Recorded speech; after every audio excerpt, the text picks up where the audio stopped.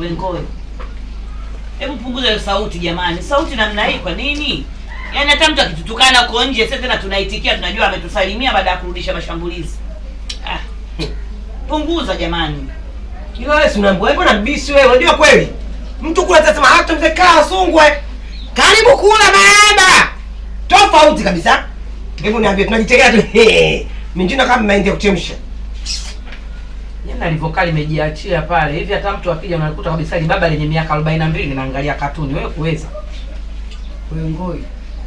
Hebu keleni. Ngoi. Dada zako nakwambia usikii. Na unaangalia nini sasa kikubwa mimi? Ndio nasikia. Zima kabisa unasikia nini? Nitakugonga kwa nitakumwagia chai mimi kwa miguu yako hiyo. Zima nakwambia.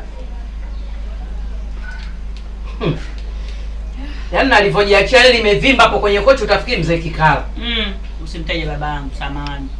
Yuko kwenye mchuma angani sasa hivi. Ndio. Kichwa kapeleka chai kwani? Pelekea. Hivyo nyewe mngekuwa mnajali, mngekuwa mnasogoa saizi hapa. Jamani. Wewe ile huko kibarazani nani?